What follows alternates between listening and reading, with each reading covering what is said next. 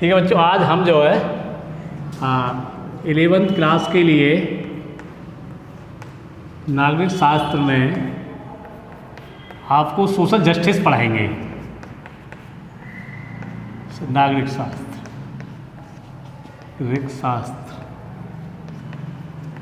ये अध्याय 4 है। विषय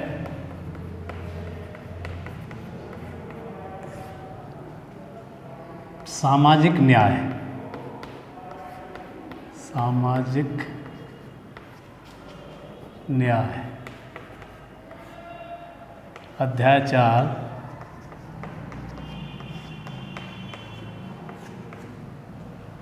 तो बच्चों देखिए, आज मैं आपको लिए बताऊंगा कि जस्टिस क्या है, what do mean by justice and social justice.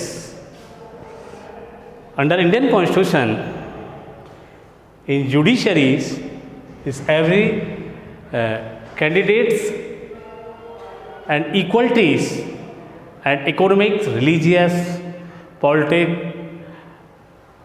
and others, and not discriminations in under constitutions and not partialities and very easily and most important, every candidate the term of objectives and every candidate in Indian Constitution। देखिए, सामाजिक न्याय समाज के अंतर्गत जाति भेदभाव, लिंग, आयु, वंश के आधार पर बगैर भेदभाव के सभी व्यक्तियों के साथ न्याय करना ही सामाजिक न्याय कहलाता है। जाति, वंश, लिंग, भेदभाव रहित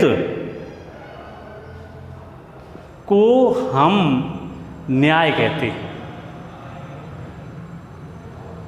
प्लेटो की पुस्तक रिपब्लिक द लॉज में उन्होंने सोशल जस्टिस की बात की है।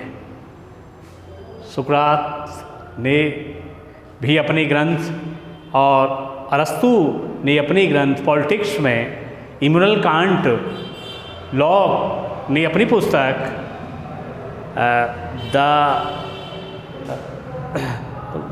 जो लॉक थे उन्होंने अपनी पुस्तक शासन पर 2 निबंध, रूसो ने अपनी पुस्तक द सोशल कॉन्ट्रैक्ट, हॉब्स ने अपनी पुस्तक लेवियाथन में सामाजिक न्याय की बात की है। रूसो को नेचुरल जस्टिस कहा जाता है और उसके लिए नेचुरल फ्रीडम कहा जाता है। तो ये जितने भी फिलोसोफर हुए, प्राचीन कालीन दार्शनिकों ने सामाजिक न्याय की वकालत की।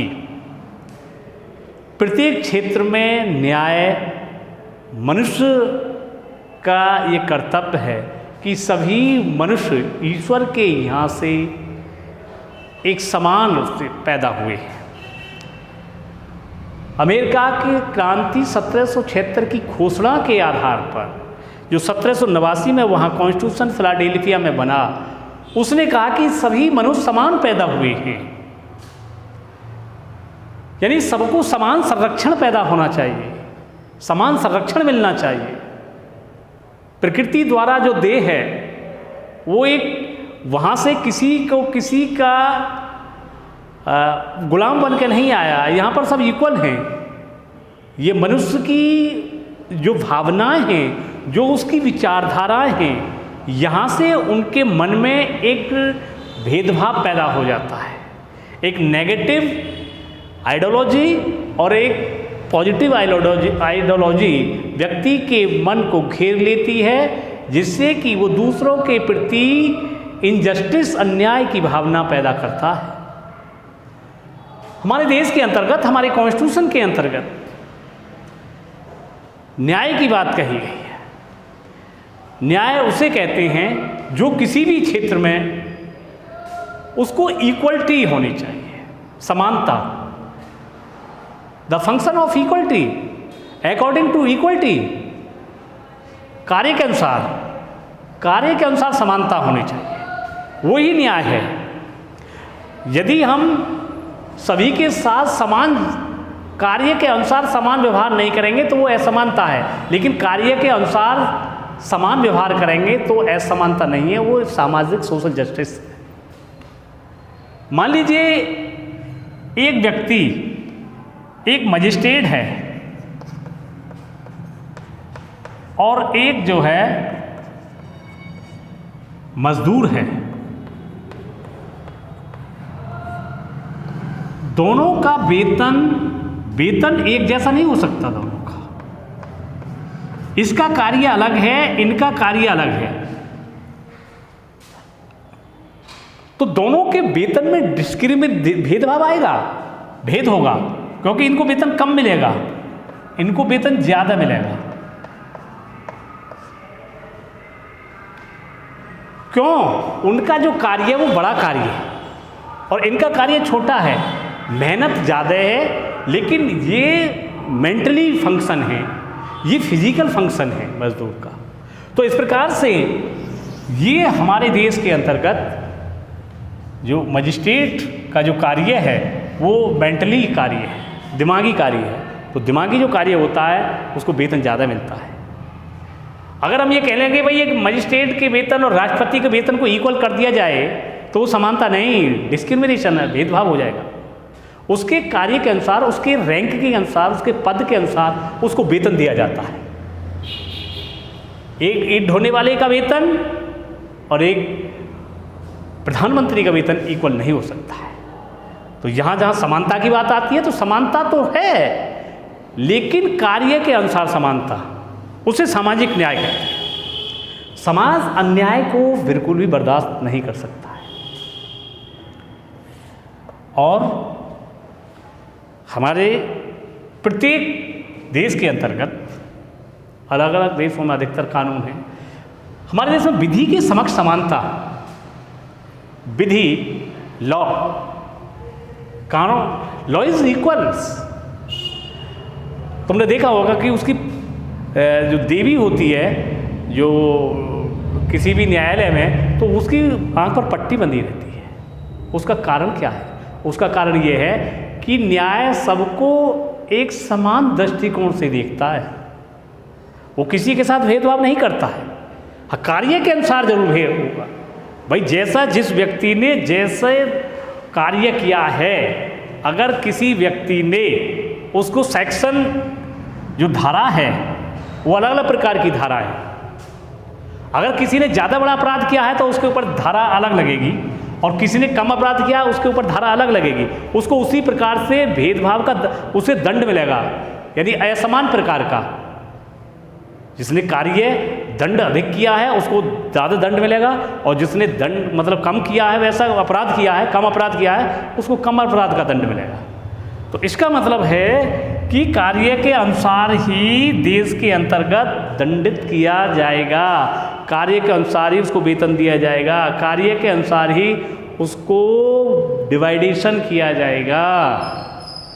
तो ये एक न्याय की भावना है हमारे देश के अंतर्गत। जो न्यायिक भावना है, जो हमारे देश के अंतर्गत जो न्यायिक भावना है वो एक मुखी भावना है।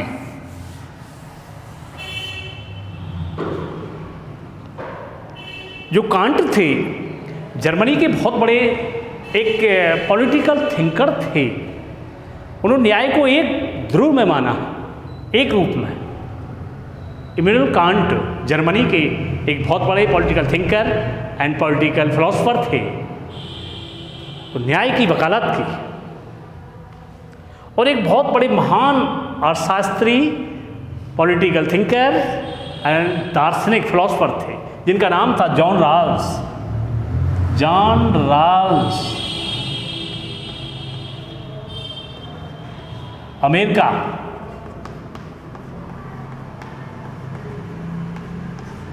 उन्नीस सौ 1972 में एक पुस्तक लिखी, the theory of justice, the theory of justice,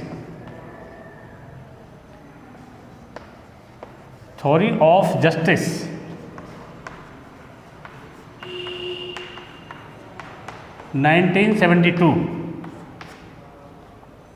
इसमें उन्होंने अज्ञानता के बारे में बताया है।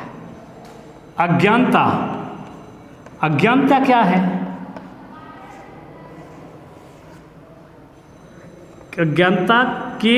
अज्ञानता के पर्दे,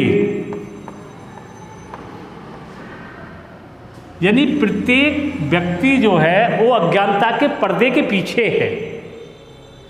अब उन्होंने ये बताया कि किसी भी व्यक्ति को ये मालूम नहीं है कि वो कहाँ जाएगा, क्या करेगा, कैसे करेगा, और उसको कहाँ जन्म लेना है, कैसे मृत्यु होनी है, उसको नहीं मालूम है। लेकिन वो अज्ञान बने हुए, किसी के प्रति कोई दुर्व्यवहार कर रहा है, किसी के अच्छा, तो उसे ये मालूम नहीं है, तो अज्ञानता के दृष्टिकोण में बंधा हुआ है। उन्होंने कहा कि मनुष्य एक अज्ञान के पर्दे के पीछे है। उसको ये मालूम नहीं है कि वो कौन है, कहाँ है, कैसे है, कब है। तो इस अज्ञानता के पीछे वो कोई भी कार्य गलत कर देता है। उसको मालूम नहीं होता है कि इसका दंड क्या मिलेगा, लेकिन उसे परिणाम का पूरा वो ज्ञात नहीं है, ज्ञान नहीं है, यानी अज्ञानी है, ज्ञानी अज्ञान बना हुआ है। तो जॉन रॉल्स ने थ्योरी ऑफ जस्टिस से पुस्तक 1972 में लिखी और उन्होंने आधुनिक न्याय की वकालत की। उन्होंने कहा कि हमारे पूरे विश्व के अंतर्गत जो न्याय है वो आवश्यकता के अनुसार, यानी जिनको न्याय चाहिए उनको तो न्याय मिलता ही नहीं है, वो अज्ञान है। यानी जो व्यक्ति वास्तविक रूप से जिस अधिकारी है, जिस चीज़ का अधिकार उस पर उसका है, वो चीज़ उसको मिलती ही नहीं है। जिसका वो वासी है, जिसको रहने वाला है जहाँ का, उसे उस चीज़ से वंचित कर दिया जाता है, उसको न्याय से वंचित किया जाता है, उसकी राजनीतिक भावनाओं से वंचित कर दिया जाता है, उसको न्याय से वंचित किया जाता है, उसके आर्थिक अधिकारों से वंचित कर दिया जाता है, राजनीतिक अधिकारों से वंचित कर दिया जाता है।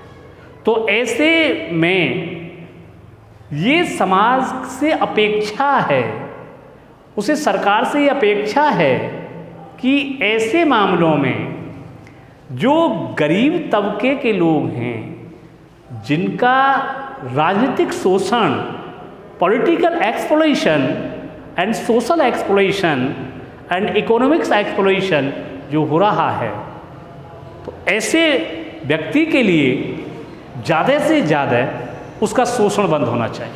वही राजनीतिक न्याय है, वही सामाजिक न्याय है। जिस व्यक्ति को जिस चीज़ की आवश्यकता है वो उसको नहीं मिल रही है और वो अज्ञानी बने हुए हैं, क्योंकि उनके अंतर्गत इतना वो नहीं है, दिमाग नहीं है कि उसे क्या करना है, कैसे करना है, कहाँ जाना है।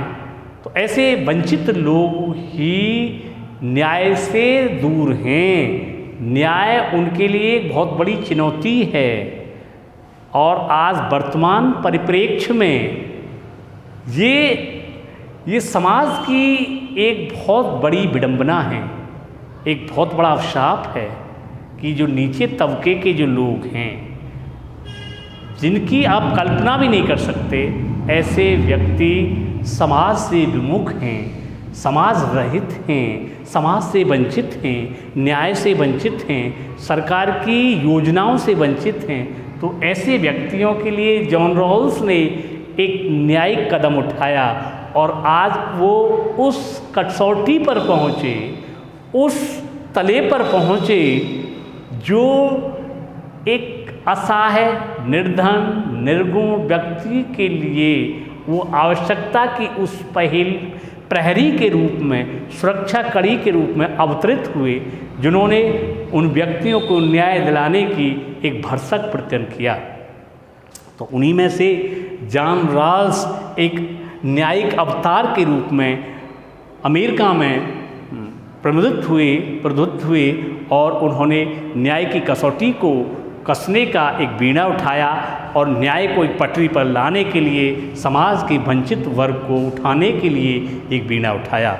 और उन्होंने राजनीतिक परिप्रेक्ष्य में विशेषकर समाज के अंतर्गत उस अज्ञानता की पर्दे को हटाना चाहा और जो पर्दे के पीछे रहते थे, और उन्होंने उन व्यक्तियों की न्याय के लिए एक बहुत बड़ा स्ट्रगल मांग की कि जिससे जो व्यक्ति अज्ञानी हैं, जो न्याय से विमुख हैं, इनको न्याय का दरबार बंद हो जाते हैं और खोलने की वकालत की।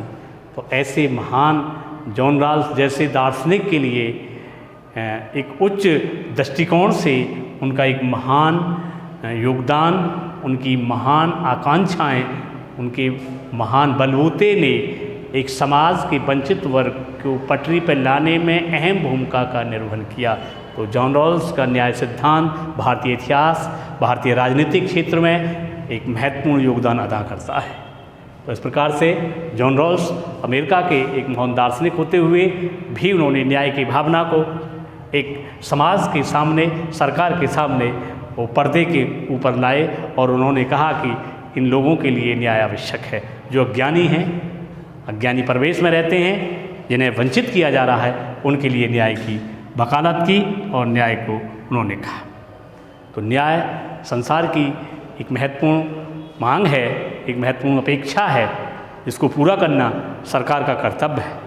और जिससे सरकार अगर नहीं करती है तो ऐसी सरकार आगे आने वाले समय में वो जनता से विमुख हो जाएगी और मतदाता उसे वंचित कर देंगे और आगे आने वाली सरकार उस सरकार की नहीं आएगी। ये डिपेंड करता है न्याय के ऊपर। यदि सरकार अपने न्याय के मामले में खरी नहीं उतरती है, वो शोषण परक व्यक्तियों को के बारे में नहीं सोचती है, तो ऐसी सरकार 5 वर्ष के बाद फिर दोबारा देखने को नहीं मिलेगी।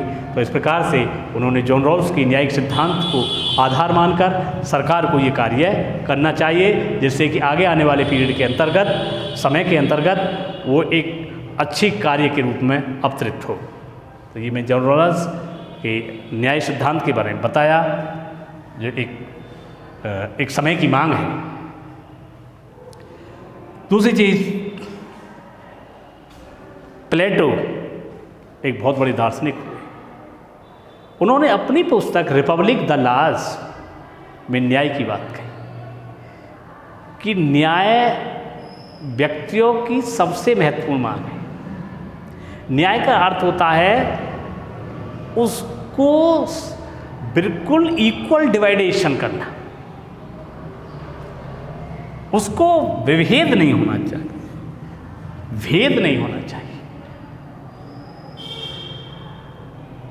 रूसो ने अपनी पुस्तक सोशल कॉन्ट्रैक्ट में लिखा है कि मनुष्य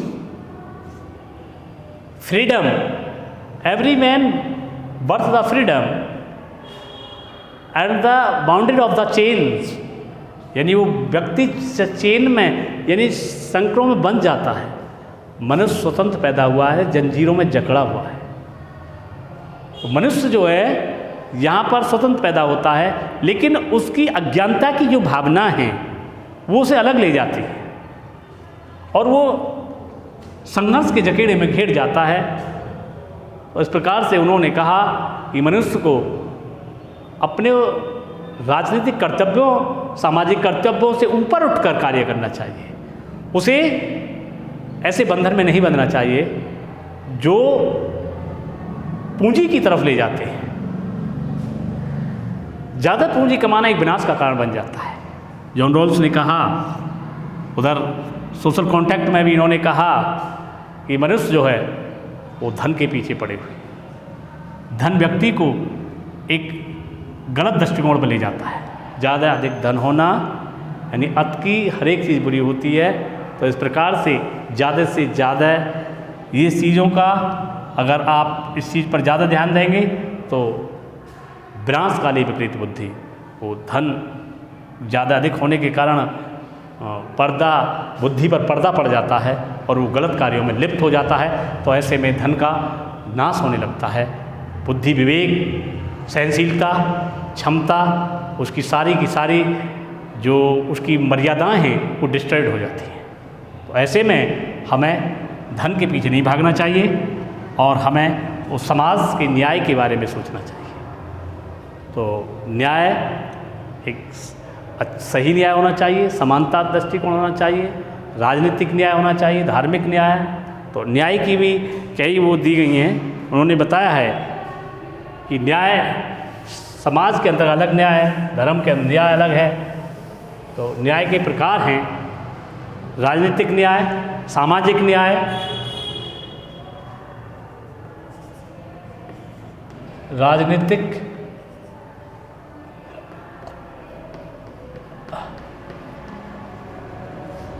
न्याय, सामाजिक न्याय,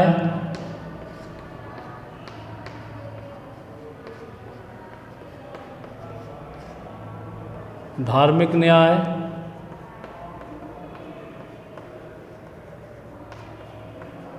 धार्मिक न्याय,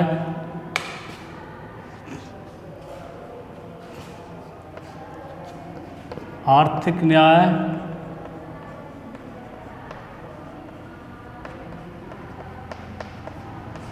तो इस प्रकार से इन न्यायों की वकालत की है कि राजनीति के क्षेत्र में सबको इक्वलिटी का अधिकार होना चाहिए। यानी जो हमारे राजनीतिक अधिकार हैं उनको सभी को इक्वल होना चाहिए, किसी को इनसे विमुख नहीं होना चाहिए। यानी राजनीति में सभी को समान अधिकार होना चाहिए।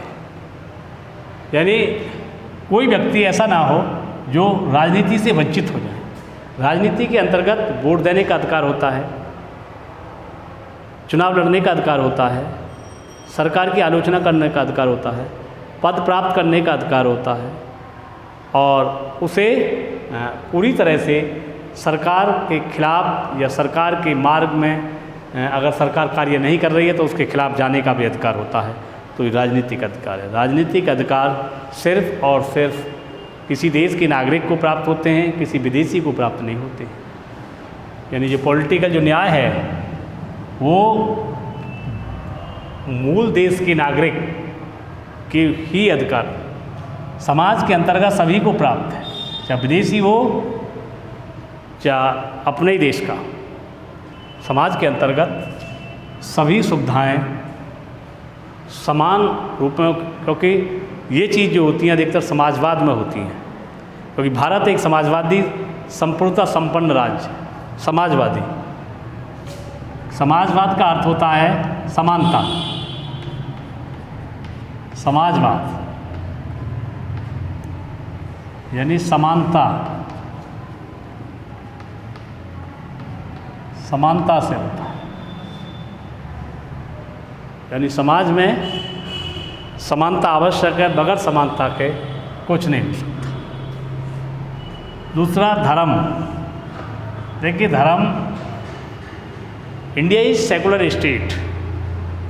भारत एक धर्मनिरपेक्ष राज्य है। भारत के बारे में, भारत एक धर्मनिरपेक्ष राज्य है। धर्म निरपेक्ष राज्य है।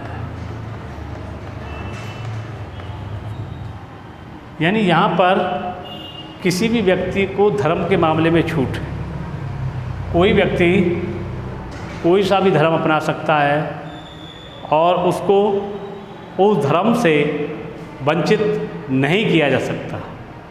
यानी धर्म के मामले में किसी भी भारतीय को कोई भी धर्म अपना सकता है।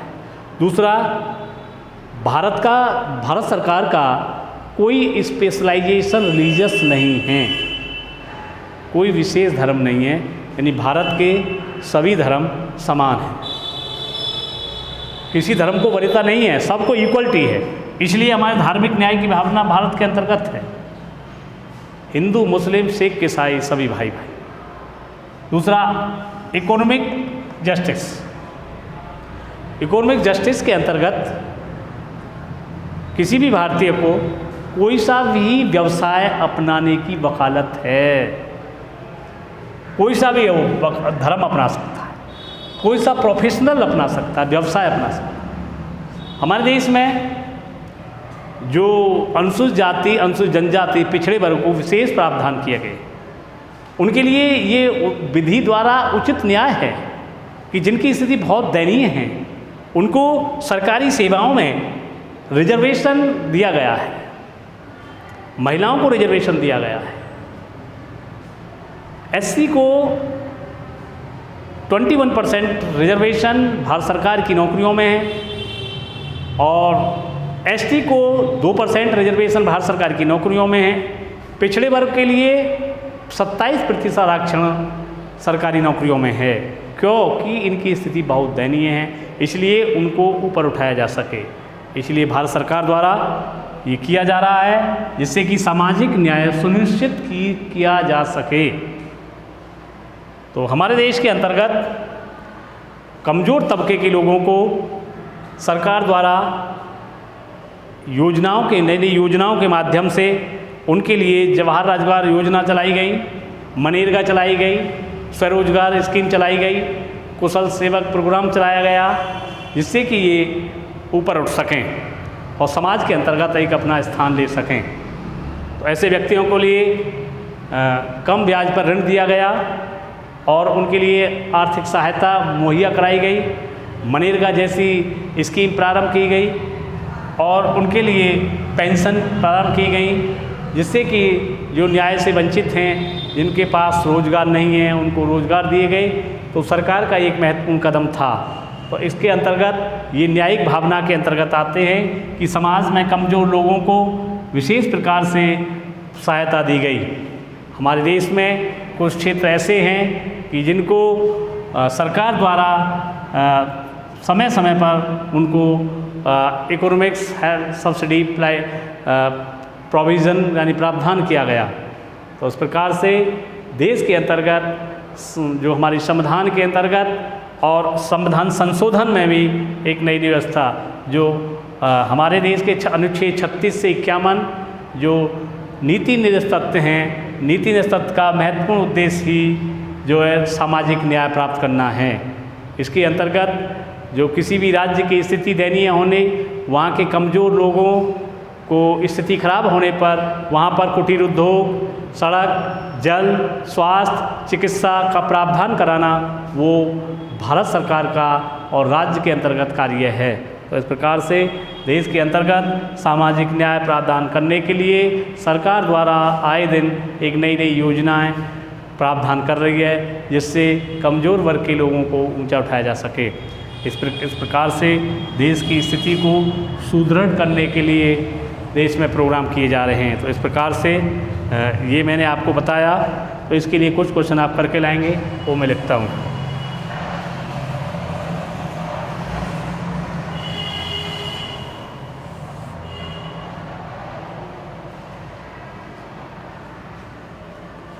प्रश्न 1,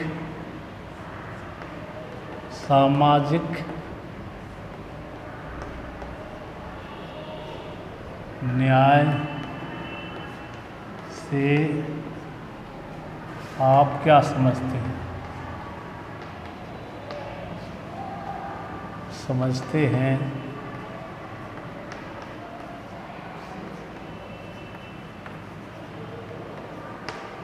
प्रश्न 2,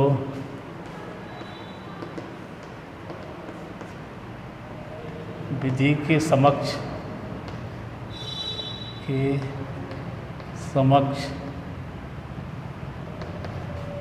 समानता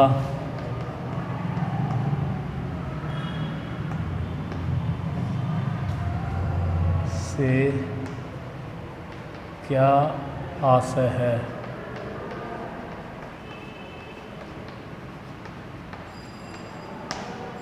प्रश्न 3,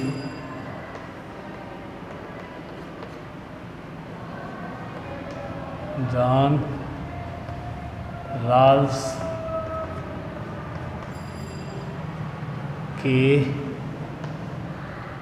सामाजिक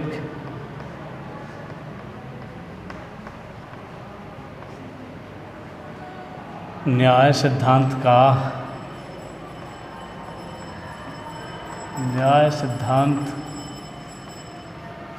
का वर्णन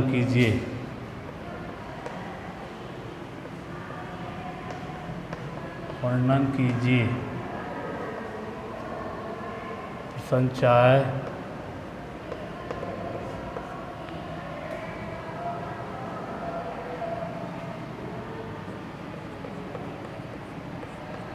के भेदों का वर्णन करो।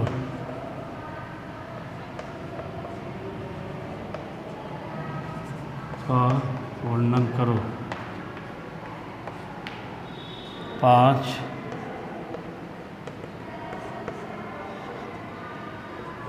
जॉन राल्स की पुस्तक कौन सी थी?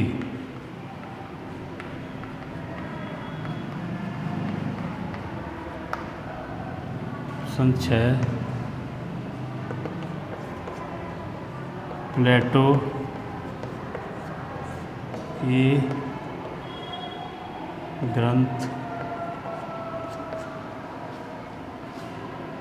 ग्रंथ कौन कौन से हैं? कौन से हैं? 7 अरस्तु कौन था?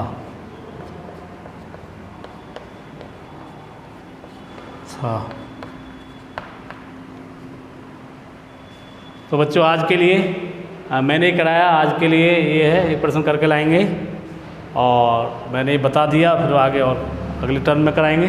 धन्यवाद।